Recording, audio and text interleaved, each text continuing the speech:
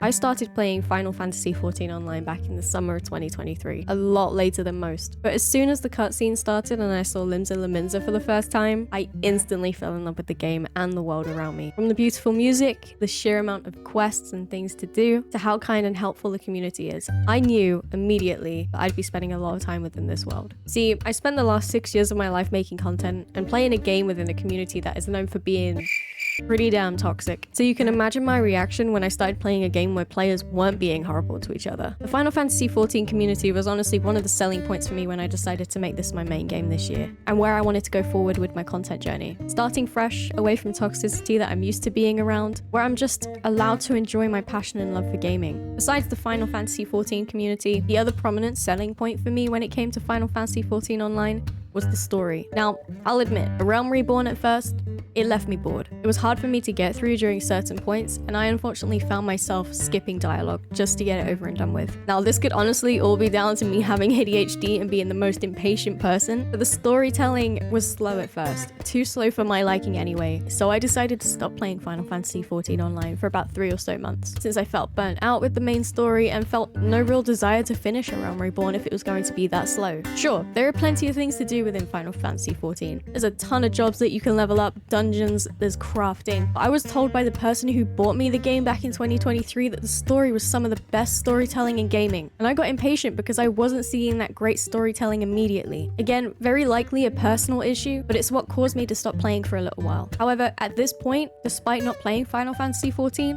I couldn't stop thinking about it. So I gave it another chance at the end of 2023. I started a new character, I paid a lot of attention to the story, found myself really enjoying dungeons, which I didn't expect because I always get overwhelmed in dungeons in other games. And I finally finished A Realm Reborn, and I am so glad that I gave this game another chance. A Realm Reborn still had parts that dragged and got tiring, but the payoff is beyond worth it. By the end of A Realm Reborn, you get to know so many characters who end up having bigger parts in other expansions, whose stories have so much depth to them. You get to know more about the world and how everything came to be. It's truly a great story. It's the tip of the iceberg for great storytelling within this game. So I started Heaven's Ward, and just when I thought this game couldn't get any better, it did 1,000 times over. Heaven's Ward drew me in from the beginning. Sir Emmerich is probably my favorite character that I've come across so far. The maps are beautiful, the dungeons are really fun, the story arcs are amazing. I especially loved how your character actually feels like they're part of the story now. You feel more included. Everything about Heaven's Ward, for me, was enjoyable and incredibly emotional. Just don't get me started on the music. Let's just say, during certain moments, that music brought tears to my eyes. It was that good. Towards the end of my time playing the Heaven's Ward expansion though, life decided to life